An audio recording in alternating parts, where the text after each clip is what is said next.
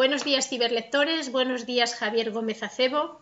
Para los que no le conozcan, Javier Gómez Acebo es un articulista muy amigo de Cantabria Liberal y habitualmente nos hace llegar sus artículos de opinión.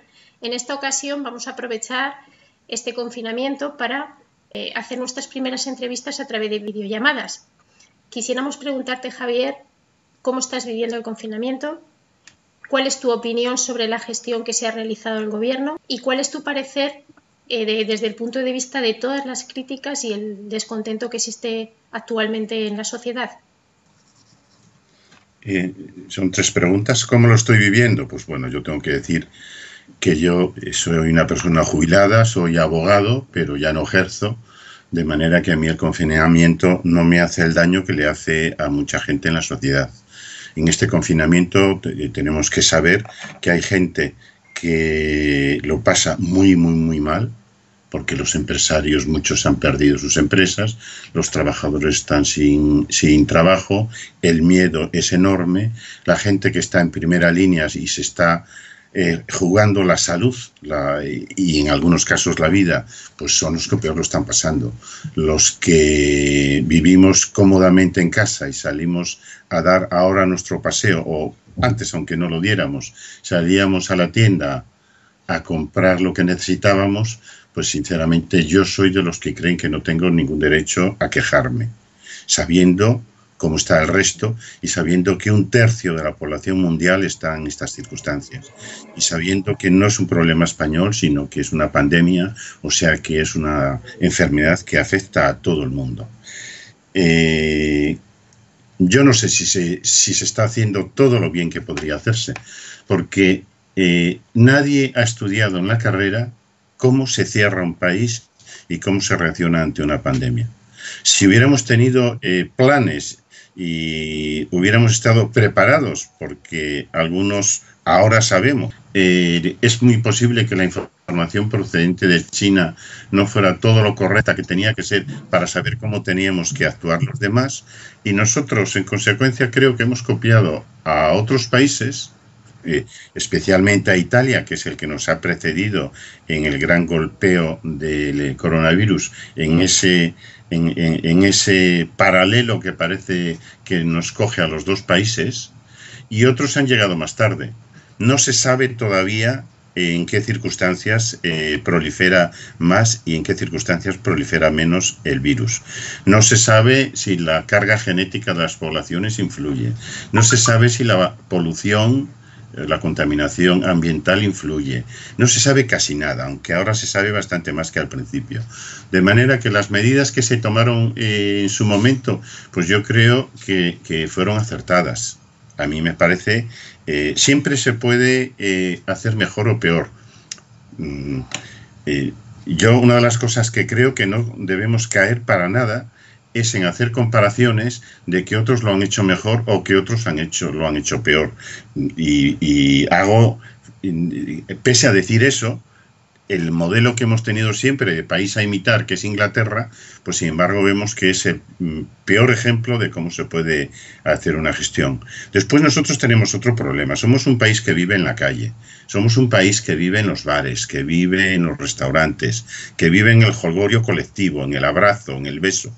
Con lo cual, nuestra situación, pues evidentemente es muy distinta de esos países que viven a 1,5 metros de distancia unos ciudadanos de otros, como son los nórdicos.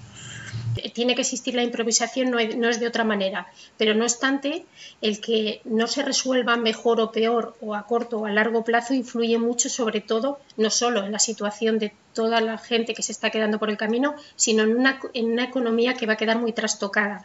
¿No cree usted que el gobierno de Sánchez e Iglesias deberían de aceptar la mano de su oposición, del PP, para que se pudiera llevar una gestión un poco más consensuada? Evidentemente yo creo que el país tiene que salir adelante poniéndose de acuerdo todas las fuerzas políticas en la forma de salir.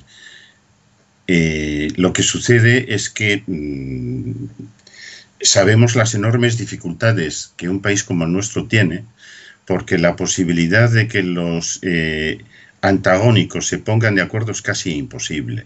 Desgraciadamente, este es un drama con el que vive nuestro país desde hace más de 100 años. Estoy de acuerdo con ello. Leo ahora en el periódico, no sé si será verdad, que los partidos que venían apoyando o que habían firmado el estado de alarma, que se van a negar a la siguiente prórroga. Con lo cual, uno se plantea, ¿qué es lo que no se quiere? ¿Que el país salga adelante o lo que se quiere forzar es un cambio político ante la imposibilidad de gobernar el país? Cuando hace 20 días Vox llamaba a un golpe de Estado incruento en el Congreso porque lo que proponía era una forma de gobierno que no está prevista en la Constitución. ¿Eso es a lo que se quiere llegar? Quiero decir, ¿no debería ser más sensato que las fuerzas políticas estuvieran como en los demás países? Yo leo las declaraciones del primer ministro de Portugal y lo primero que hace es apoyar sin ningún tipo de reserva a su gobierno. Y lo que leo en España es que las fuerzas políticas lo que hacen es intentar por todos los medios hundir al gobierno. No voy a decir ya, sí, lo voy a recordar. Han convertido el Congreso de los Diputados en un patio de colegio de insultos, como si estuvieran en un burdel, algunos insultando allí, dando el ejemplo que no se debe dar jamás a la ciudadanía de que los políticos están para insultarnos. Los políticos están para dar ejemplo. Los políticos no están para descalificar e insultar como lo vemos cada vez que hay una comparecencia en el Congreso. Y ahí yo creo que quien se ha comportado, y lo dijo el primer día, el presidente Sánchez dijo que no iba a entrar a las provocaciones. Y el no entrar a las provocaciones significa tener que estar aguantando todas las injurias que estamos oyendo cada vez que se reúne el Congreso de los Diputados. Claro, si lo que llamamos es decir, tenemos que hacerlo entre todos, quítate tú para ponerme yo, que aunque no haya ganado las elecciones, quiero ponerme, pues efectivamente tenemos un problema delicado. Y sobre todo un problema delicado cuando hay otra cuestión que no podemos dejar de obviar, o que no podemos obviar, y es que España tiene un sistema complejo de gestión, porque las comunidades autónomas tienen tantas competencias, como es, por ejemplo, en la materia de sanitaria, que las tienen todas, que el gobierno solamente tiene competencia porque las ha asumido en el estado de alarma. Los responsables de todo lo que está pasando ahora son las comunidades que han venido gestionando su sanidad durante los años anteriores, desde que asumieron sus competencias. Y claro, uno se queda pasmado cuando ve que Madrid prácticamente tiene la mitad de los difuntos, de los muertos que hemos tenido en España, y si sumamos sus ciudades dormitorio, como Toledo y Guadalajara, llega al 50%, y parece que las demás comunidades han sido igual de responsables o de irresponsables que ellos. Bueno, ahí afectan otros factores como puede ser la población, o bueno, las medidas que se han tomado, entonces bueno, vamos un poco más. Pero recuerdo que la Comunidad de Madrid tiene 80.000 funcionarios sanitarios, funcionarios o empleados, contratados, estatutarios, en fin, de todo. Si no se trata de echar culpas, quiero decir, yo no quiero llegar a echar culpas, pero si decimos las cosas, o sea, yo creo que hay que salir adelante entre todos.